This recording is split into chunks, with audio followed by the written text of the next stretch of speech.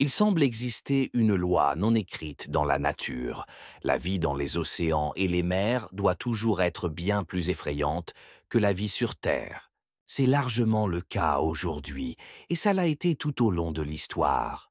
Même à l'âge des dinosaures, les cauchemars aquatiques auraient donné plus de frissons que les T-Rex ou les dromaéosaures. En fait, il est difficile de trouver un moment dans l'histoire de la Terre où vos chances de survie étaient meilleures dans l'eau que sur la terre ferme. Pourtant, il y a eu une courte fenêtre temporelle, il y a très très longtemps, bien avant les dinosaures, où vos chances de survie étaient effectivement meilleures dans les océans. Car sur Terre, presque tout, y compris Mère Nature elle-même, semblait conçu pour un niveau de danger maximal. C'était le Lopingien. Ce nom ne vous dit probablement rien, mais il désigne la dernière époque du Permien, qui s'est déroulée il y a entre 259 et 250 et 1,9 millions d'années. Cela signifie qu'elle marquait la frontière avec le Triassique, d'où son surnom, le Permien tardif. C'était une de ces périodes où la Terre était méconnaissable à presque tous les égards, y compris le temps lui-même. À l'époque, la Lune avait une orbite plus proche de la Terre, rendant les journées plus courtes, environ 22 heures. La géographie n'avait rien à voir avec celle d'aujourd'hui. La plupart des terres émergées étaient regroupées en un supercontinent, la Pangée, reliant ce qui deviendrait l'Afrique, les Amériques, l'Antarctique, l'Inde, l'Australie et des parties de l'Europe. À l'est, on trouvait quelques masses terrestres distinctes. La plus grande comprenait la Sibérie actuelle, le Kazakhstan et le nord de la Chine. Plus au sud, une autre île regroupait le sud de la Chine et diverses régions d'Asie du Sud-Est. La Turquie, l'Iran et le Tibet formaient également des îles. Ces terres étaient entourées par l'océan Téthys et le Paléo Téthys. Combinés, ces deux océans étaient immenses, mais ils n'étaient rien comparé au superocéan qui s'étendait juste à l'ouest de la Pangée, la Pantalassa. Cet océan préhistorique occupait plus de 60% de la surface de la Terre, soit 2 fois la taille du Pacifique actuel. Malgré leur immensité, la Pantalassa et les autres océans étaient étonnamment paisibles en termes de faune. Bien sûr, il y avait des requins, apparus 200 millions d'années plus tôt. Les amateurs du Permien imaginent peut-être l'hélicoprion, ce requin de 8 mètres, à la mâchoire en forme de scie circulaire, figure emblématique de la mégafaune marine permienne. Pourtant, il avait déjà disparu avant le Lopingien, laissant les océans relativement vides de vie géante. Ses parents, encore présents, comme l'Hélicampadius, 2 mètres, comparable à un requin léopard, se nourrissaient d'animaux à corps mou. D'autres requins, comme les sphénacantidés et les hybodontes, étaient encore plus petits, environ 1 mètre. Les euryptérides, ou scorpions de mer, étaient présents mais en déclin, n'ayant jamais vraiment récupéré de l'extinction du Dévonien. Seuls 2 genres subsistaient, loin d'être des prédateurs dominants. Trilobites, ammonites et céphalopodes étaient là, mais ni très nombreux ni très grands. Cette tranquillité marine s'explique en partie par l'extinction de masse du Capitanien, survenue 2 millions d'années avant le Lopingien, qui avait déjà durement frappé la vie océanique.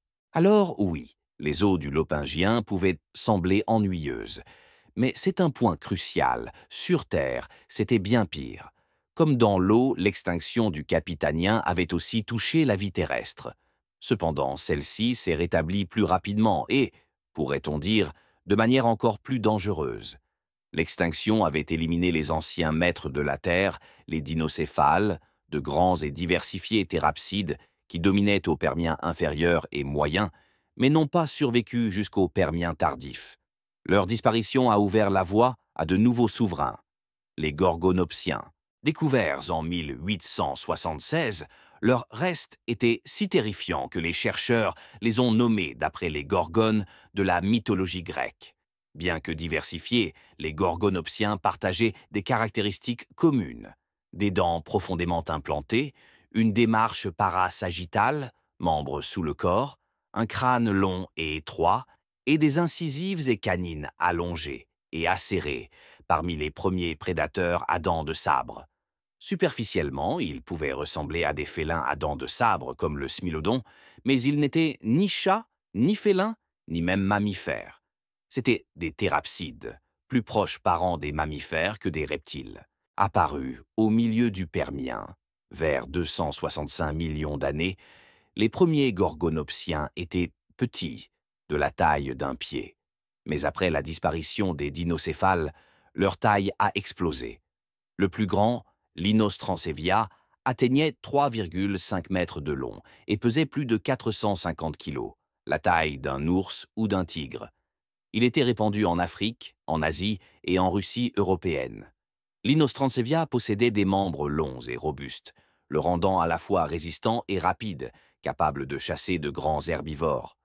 Ses canines de 15 cm, incurvées et finement crénelées, étaient parfaites pour trancher la chair, provoquer des hémorragies massives et endommager les organes vitaux. On débat encore de sa technique de chasse, attaques à la gorge façon smilodon ou morsures suivies d'une retraite tactique en attendant que la proie s'affaiblisse. En Afrique du Sud, une sous-famille, les Rubigianae, a également évolué vers de grandes tailles, rivalisant avec Linos transevia. En moyenne, ils étaient eux-mêmes les plus grands. Ils se distinguaient par des crânes plus robustes, l'absence d'un os parasphénoïde, un remplacement fréquent des dents et des dents profondément crénelées, peut-être encore plus efficaces pour découper que celles de Linos transevia. Certains, comme Rubigea atrox, atteignaient 3 mètres. Leur crâne représentait plus de 15% de la longueur totale du corps et il était épais, avec des protubérances osseuses, suggérant qu'ils pouvaient agripper de grosses proies. Curieusement, leur force de morsure, environ 715 newtons, n'était que 20% supérieure à celle d'un loup. Ils comptaient donc sur la redoutable efficacité de leurs dents. La Terre était véritablement la planète des gorgonopsiens, rendant l'eau comparativement plus sûre. Mais ce n'est pas tout.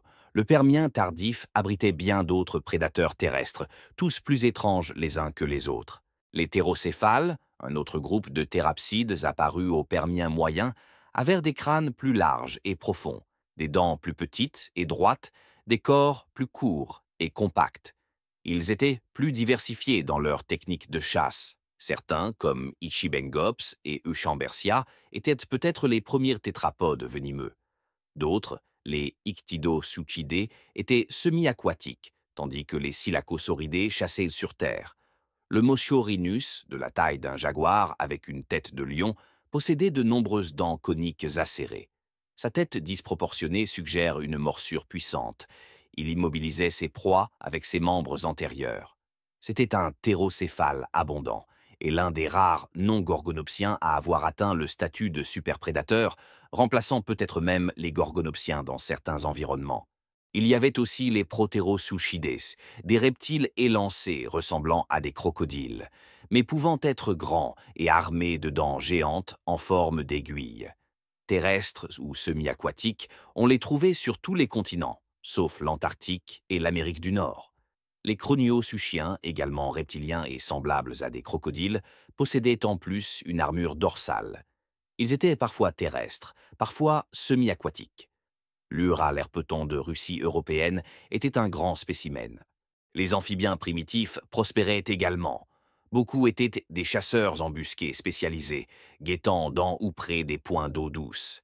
Parmi eux, les Rhinsuchidés, avec Uranosantrodon atteignant 4 mètres en Afrique du Sud, et les Archégosauridés, comme Melosaurus, 3 mètres, en Russie européenne.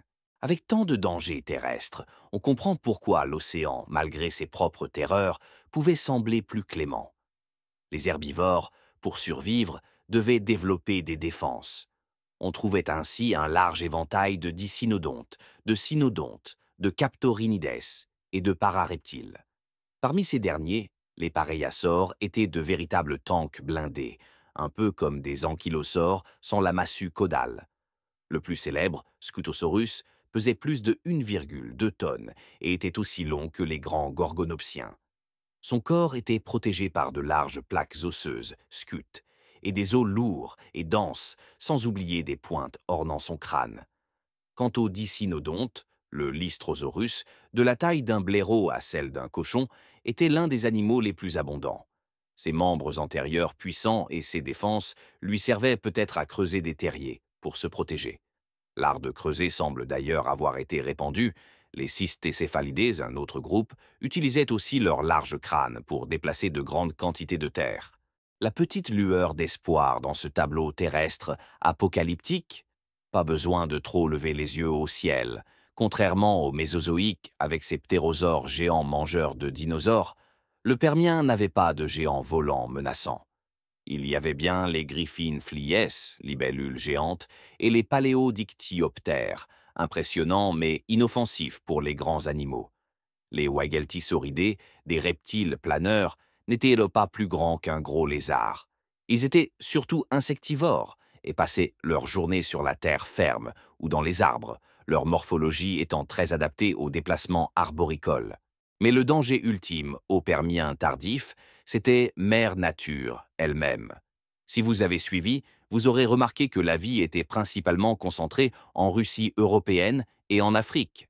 C'est parce que de vastes étendues de la Pangée étaient quasi inhabitables. La température moyenne globale est estimée à 35 degrés Celsius, soit le double de la nôtre. Une aridité sévère et d'immenses déserts s'étendaient près de l'équateur, rendant la vie rare. Pour ne rien arranger, les montagnes centrales de la Pangée, une chaîne extensive qui parcourait toute la longueur horizontale du continent, bloquaient les pluies et provoquaient des sécheresses extrêmes. Si de telles conditions survenaient aujourd'hui, la vie prendrait un sérieux coup. Et le pire, c'est que ce climat cauchemardesque était encore relativement calme pour le Permien tardif. Car si vous aviez tenu jusqu'à environ 252 millions d'années, vous auriez vu la Terre se transformer en un désert apocalyptique, à cause de l'extinction Permien-Trias, surnommée la Grande Extinction ou l'Hécatombe. Un nom bien mérité, considérant que c'est la pire que notre planète ait connue. On pense généralement que cet événement cataclysmique a débuté avec les éruptions des Traps de Sibérie, ou plutôt a été causé par les éruptions qui ont créé les Traps de Sibérie, une vaste région de roches volcaniques en Sibérie, de la taille de l'Europe occidentale. Ces éruptions, d'une ampleur inégalée, ont dévasté la planète entière, déversant des coulées de lave d'1 kilomètre d'épaisseur et craché des quantités astronomiques de dioxyde de carbone et de soufre dans l'atmosphère. Cela a réchauffé encore la surface, provoqué des pluies acides et endommagé gravement la couche d'ozone. Dans certaines régions, on estime que le rayonnement UVB aurait augmenté de plus de 5000%. Les débats persistent sur la durée de ces effets, mais nous savons qu'à leur terme, la Terre était transformée. 57% des familles biologiques et 83% des genres ont disparu. À titre de comparaison, l'extinction du Crétacé tertiaire, qui a emporté les dinosaures, bien que plus abrupte, n'a éliminé que 17% des familles biologiques. Et malgré la situation catastrophique sur Terre, la vie marine a souffert encore plus, à cause de l'augmentation de la température des eaux et de leur acidification. Alors oui, même si les océans du Lopingien ressemblaient à un jacuzzi planétaire, ils étaient, pour un court instant, un refuge plus sûr que la fournaise terrestre.